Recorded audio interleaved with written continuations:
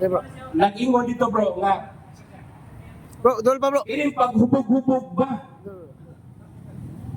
maluwas ba kini? Maluwas. Paminaw palahubog ha. Ang tanan nga Katoliko nga mga palahubog maluwas. Kung magbago. Dili man katapusan na ikaw palahubog nga ma-imperno na ka. Kay matang adlaw gitawag kita sa Dios sa pagbago. Unang Pedro 1:16. Ningon ang Ginoo, be holy for I am holy. So ang pangutana, ang mga Katolikong palahubog maluwas pa, dako gyud og kaluwasan ang Katolikong palahubog kung muundang na siya sa paghubog-hubog. Dili sala ang pag-inom, balikon buhan. Kay tama Katoliko, wala ta bawali sa pag-inom. San Pablo miingon, unang Timoteo 5:23, ayaw kamo pag-inom og lunlong tubig lamang. Sa ato ta, bawal ang pag-inom og lunlong tubig lang. Dili kinahanglan na mag-inom ta perli tubig sama sa mineral water. Ayaw pag-inom og lunlong tubig lamang. Inom usab og biyotay na bino. Sa ato pa, ang bino wala gyud totally ibawal. Mo inom mangani ng manok kani mangihi. Balikon ko ha. Ang manok mo inom mangani bisan di mangihi. Ang tao na mahinoon na mangihi. Nga di mo inom. Ang atong Ginoo naghimog pino. Asa mabasa? Juan Kapitulo 2, mga versikulo 1 hangtod sa 11. Naghimo ang Ginoo tinagyaw nga pino. O ang Ginoo giakyos usab nga palahubog. Asa mabasa? Mateo 11:17 mingon ang mga tao nga si Kristo kuno ulitan o palahubog. Si Kristo dili palahubog ha.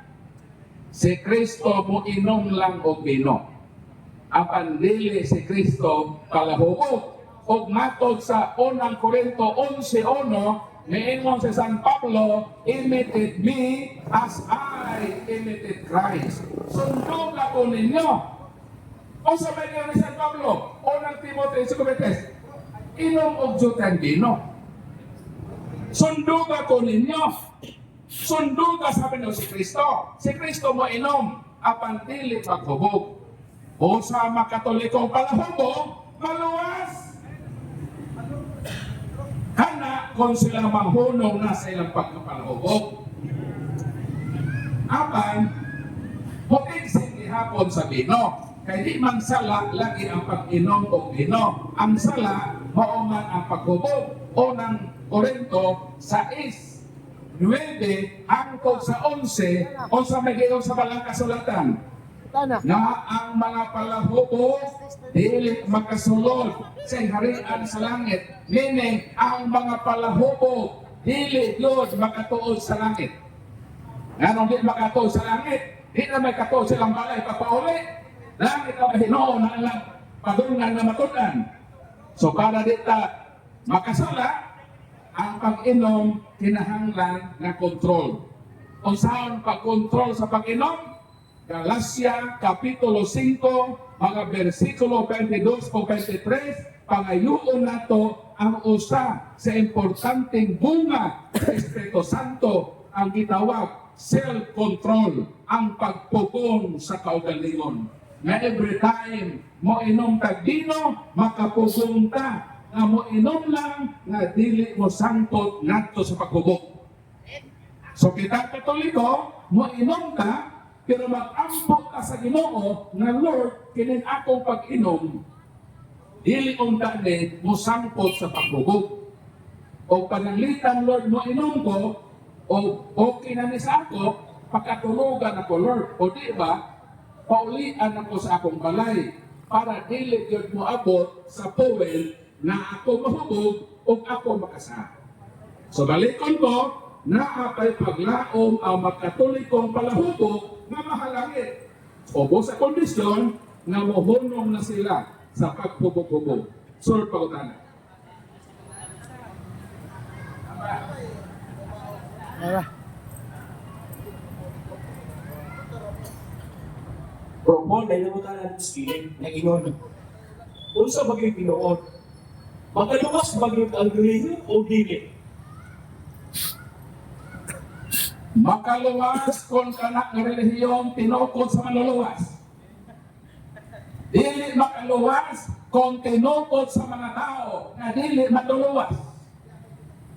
Kung moingon sila na ang relihiyon dili makaluwas, ang ilan ng relihiyon na tinukod sa ilang mga pastor na dili manluluwas. Apan, ayaw ninyo idamay-damay ang tinukod sa manluluwas. Kay ang tinukod sa manluluwas, makaluwas. Ang sa mabasa, Efeso Kapitulo 5, 23, ngato sa 25, niingon ang Ginoo. Sumala sa balang kasulatan, sulat ni San Pablo, niingon, si Kristo ang bana, ang simbahan nga yang tinukod ang iyang asawa o siya ang manluluwas sa iyang simbahan. Sa ato pa, ang iyang simbahan nga iyang tinukod, iyan ang pagaluwason. Ngano, kay ang nagtukod, mauman ang manluluwas. Pariha ba na sa negosyo? Ako nagtukod ko kampanya. Ha? Nagtukod ko kampanya. Kapag kaya ako mga tao nang waman mutulong sa oras sa trabaho, ang mga manager, waman ayuhag manis ako kampanya. Ako nga nag-focus sa kampanya, o sa ayuhaton ako. Akong pasagan akong kampanya na mapagkaruta o ako niluwason. Kung sakto kag uto, na nagkukod ng kampanya, kung ang imong gikukod ng kampanya, hapit ng mabangka. Insulto na nimong aponder sa kampanya, gawa kay mong aksyon, aron luwason ang imong kampanya. Obligasyon na sa nagkukod sa kampanya, na iya yung pangalagaan, iya yung isave ang iyang kampanya sa pagkabangkarutan. O sa usap si Kristo, si Kristo nagtungkod og relihiyon. Dili siya masugot na kanang relihiyon na dili niya luwason. Ang makatoliko nga trabahante, gawa magtinarong og sulti. Ang mga pare nga may manager, nga maayuha o manage ang simbahan, manubak na sila sa Ginoo. Pero ang tulubagon sa Ginoo sa iyang simbahan sama sa tulubagon sa nagtukod o kampanya, iya yun ng luwason ang iyang kampanya. Kaya insulto na niya na magtutukod, mawa sa igihimo aron isip ang iyang kampanya. Mawara usap si Kristo. Si Kristo ang manluluwas sa iyang simbahan. Busa ang relihiyon na iyang tinukod makaluwas kay tinukod sa manluluwas. Kining mga tinukod sa mga tao na dili makaluwas, ayaw mo pang damay sa inyong relihiyon na dili makaluwas. Kaya kining among relihiyon na Katoliko, tinukod din sa manluluwas o busa kining relihiyon na makaluwas. Na ang inyong relihiyon na tinukod sa mga tao, mauna ang makaimpas. Mapili ka, relihiyon na makaluwas o relihiyon na makaimpas sa akong kalan. Butang eh. Ako, pilion ako ang relihiyon na tinukod sa manluluwas na makaluwas na ako. Kaya anak ko ang relihiyon na tinukod sa tao na dili manluluwas ay tanang relihiyon na makaimpas sa kalat sa tao. Short ko tayo. Ako masukuhan.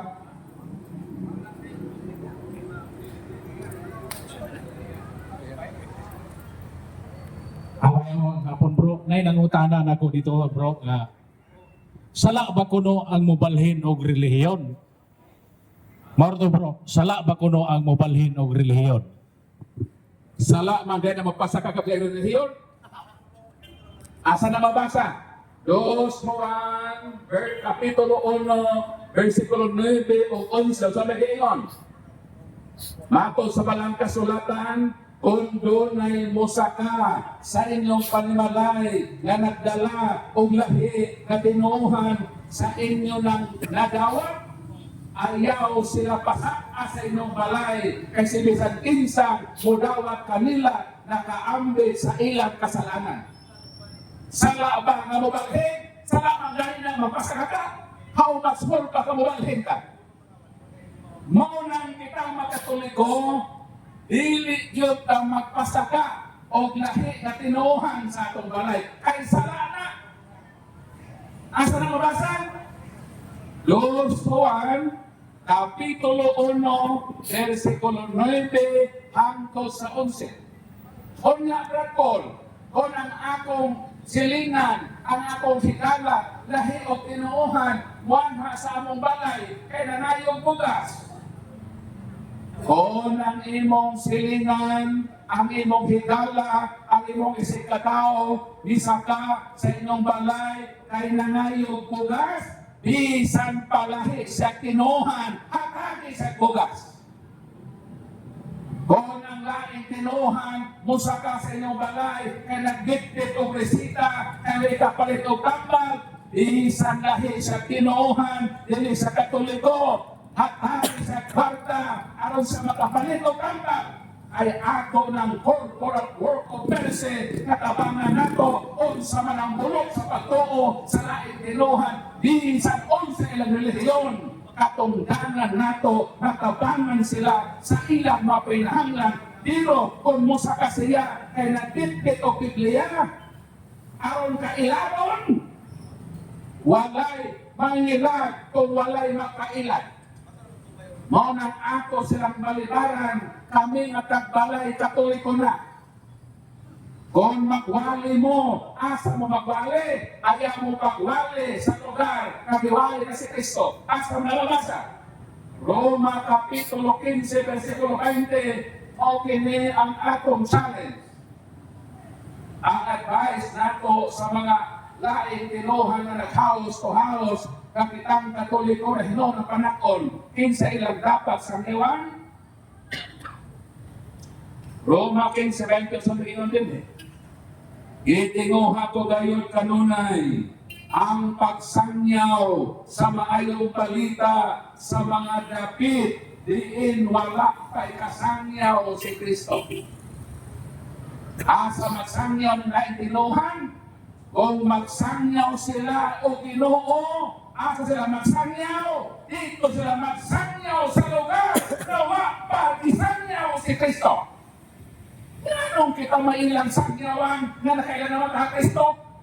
Matag Domingo, ikalawat nato ang lawas si Kristo, moingon ang Levinas of Pare, lawas si Kristo. Amin. Igawat nato si Kristo.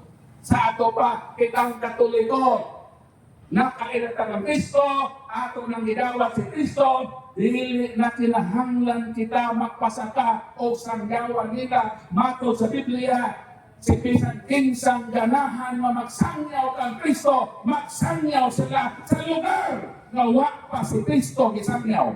So kamo masaksi ni Jehovah, dito mo sa Solo-Holo, dito mo sa Basilan, dito mo sa Tawi-Tawi, dito mo sa Marawi, sa mga lugar na wa pa kaila kang Kristo, mga komunito sa Afrika, kapamatyon dito ang natuwa Kristo, pangadto mo sa Oceania, pangadto mo sa North Korea, pangadto mo sa China. Ayaw mo pagsangyaw sa mga Katoliko nga nituo na kang Kristo, wala mo mutuman sa gayon sa mga kasulatan. Roma 15:20, sa nagtinguha na magsangyaw sa mga balita, magsangyaw sa lugar na wa pa si Kristo isangyaw, wa nito mana. Nagsangyaw mo ka namong magkatoliko nga niilan na ang Kristo isip among ginuog manluluwas. Mao na kasi bisan kinsa na mag house to house, Brad, nilihor ato yung ingnon, adto mo sa Tawi-Tawi, Sa North Korea. adto mo dito sa Solo-Holo, ayaw mo ka namo. kay kami nakailan na ni kang Kristo isin among Ginoo magtutukod na sa among simbahan. Nakailan na ni kaniya. Nailahan namo na si Kristo ang magtutukod sa among simbahan. Ang problema ka mo, kay wak mo kaila. Kinsa inyong founder, dito mo magsangyaw sa lugar na wak pa mailhi ang Ginoo. Orang sala ba, na magpasaka, sala gani. Na magpasaka ka, o mas small pa na mutiya ka. Ang mutiya sa Katoliko, gitawag ng apostasy. Ang magpasaka sa Katoliko, gitawag na karon sa giingon sa atong Santo Papa na synchronism. Kanang sagula nato ang atong pagtuo sa lahing katinuohan. Kung modawat na silang teaching, mahimo kang heresy. Kung mudiya na ta, mo nang gitawag apostasy. Sala ka na, gitawag kag spiritual adultery. Nakikilawas na sa pagtuo nga lahi sa atong gituhan. Mo nang magpabilin ta ang simbahan na gitukod sa atong maluluwas, kaya kinang atong simbahan kagit pasatuban, relihiyon man nga makaluwas o dili makaimpas. Sunod na pagutan. Bro, kaya nakutala nito kang care ko na rin kang Bro Rosbeck. Bro, kaya nakutala dito. Lalo ang simbang Katoliko, dili man ma-restrict.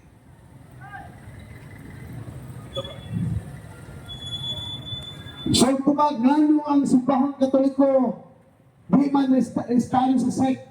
Ang tubag niini tungod kay dili man ordinaryong tao ang nagtukod sa simbahang Katoliko. Ang nagtukod sa simbahang Katoliko, Dios nga nahimong tao nga mao ang atong Ginoong Jesucristo. Lahi mo ng simbahan sa simbahan na tinukod sa tao, lahi po ng simbahan na tinukod sa Ginoo. Biblical na mga igsoon sa liutangan. Buhat 17:24, dili magpuyo ang Dios sa simbahang tinukod sa tao. O ang Dios dili magpuyo ni anak kung ang imong simbahan minugna lamang sa tao. Salmo 121, kawang lamang kung ang tao nagtukod sa simbahan, gawas ko ng Diyos nagtukod ini. Unang-una, matang pariya sa Santiago, Kapitulo 1, ngayon, ang reliyon makalato. Makita, kung hindi mo makita ang ilang simbahan, dunay set registration, huwag pa sa most business na.